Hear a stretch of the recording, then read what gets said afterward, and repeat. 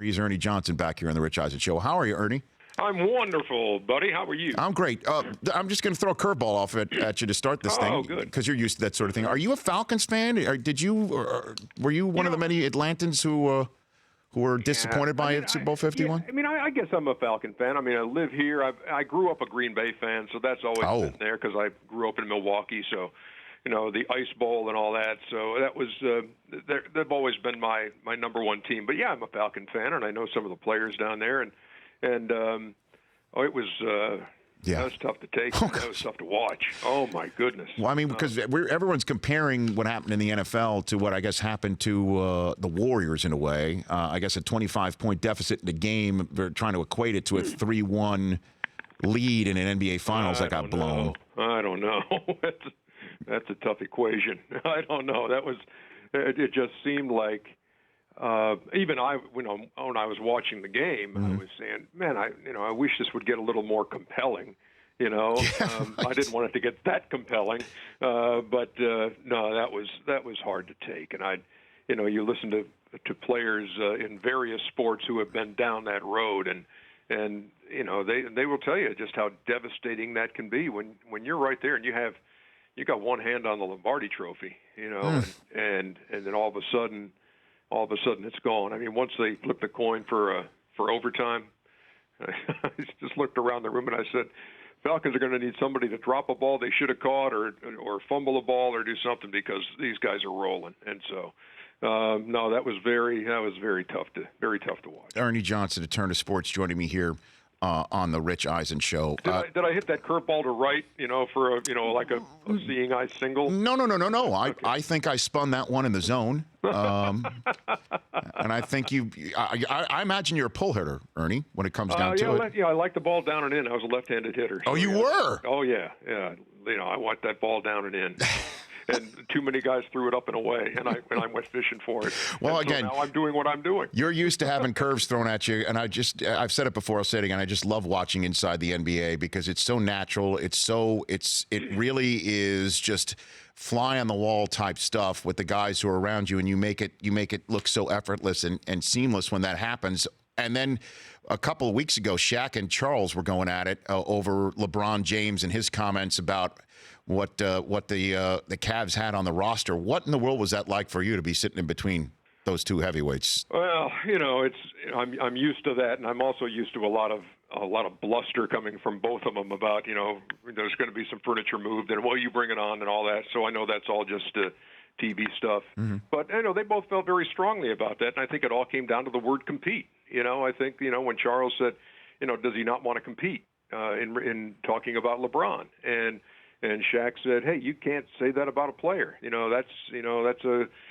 speaks to his character if he doesn't want to compete. So that was kind of at the crux of all that, and I don't think they've ever resolved it. And I think LeBron and Charles have kind of, buried that. But yeah, that night it got a little festive. Hey, that's a great word for it. They have buried it. Did they see each other at the All-Star game? No, I don't know if any of that happened. I just know that on the air when we kind of when we kind of went over it, it was like it's over as far as Chuck was concerned. And to me, and I look at any of these situations, I always think that it is a good thing to reach a common ground with the other person and not just leave it there. I think it's just kind of left there in this case. So I mean, and I even, I kind of encouraged Chuck. I was like,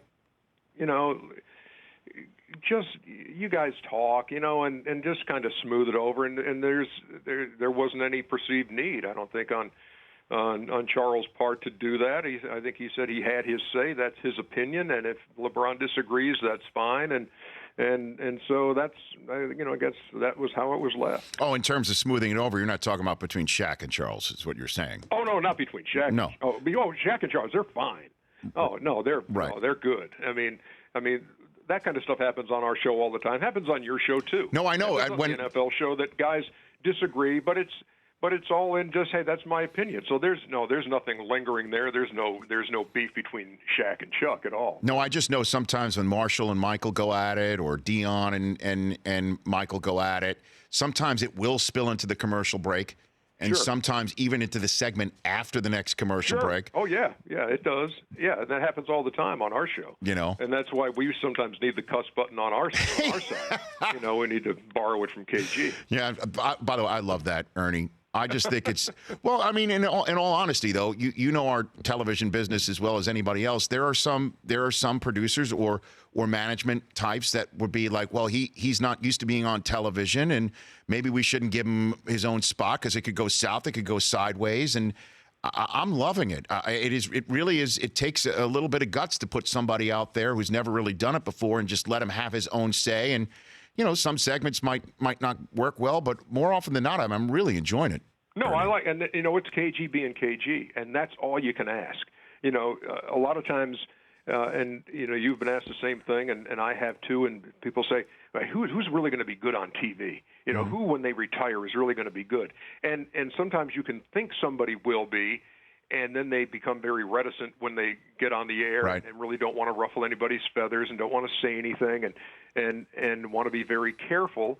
But with Shaq and Chuck, with KG, I mean, to their credit, they've been who they were as players, and that's only good for us, and especially with Chuck, for this many years, and when I was afraid when he first signed with us that the novelty would wear off, and he'd say, well, what else is there to do? And that hasn't happened, and he still gets great joy out of being on the air and having fun and speaking his mind. And so if somebody's known for speaking their mind and then stops that once they're on TV, then that's not good. But when they continue to be that person, that's nothing but good. Ernie Johnson joining me here on the Rich Eisen Show, or maybe they could just go run a franchise because Magic's getting that shot here in Los Angeles. Hey, don't give him any ideas now. No. Well, I know Kenny. Seeds? Okay. Didn't Kenny? All right, I hear you. Didn't the Rockets kick the tires on Kenny doing that? Right? I think in the way. I think he said last year that they were looking around and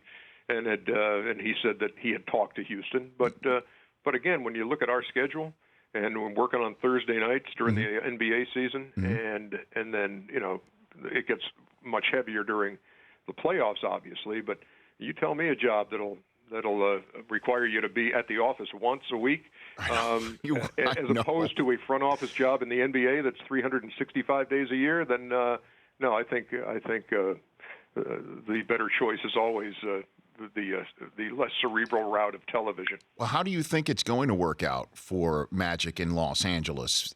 Because the conventional wisdom has been, Ernie, for many years that the old days of the NBA where the draws were on the coasts in the big cities of Los Angeles and New York, that's all you had to do is just roll out the basketball with cap space and they're coming, and that's just not the way anymore. No, you know what I think? It's always, whether it's in the NBA or in the business world, it's about the people that you surround yourself with, and I think Magic is going about that the right way. In terms of saying, look, I'm going to get Rob Pelinka here. He knows the league very well. He knows the players very well. He knows the negotiation process, et cetera, very well. And I think as long as you surround yourself with those people, then I think the road to success is paved that way. And I think with Magic, he's got he's got that it factor. I saw him again over All-Star Weekend at the Legends Brunch, and there is such a high degree of respect for him. In how he's done things in the course of his career, and he still is Magic. He still can sell you on a great opportunity, and I think that's where Magic can speak from championships, et cetera, and teamwork and the way units work, and I think that can be a great selling point. So I think with him as the point man for that, there's no better point guard, and as long as he has the best teammates around him to help him make decisions, then I think it's a great step. Give me the surprise team that could prevent another rematch in the NBA Finals. Which team? Well, I still think Golden State is going to go to the finals. I would be stunned if they didn't. Can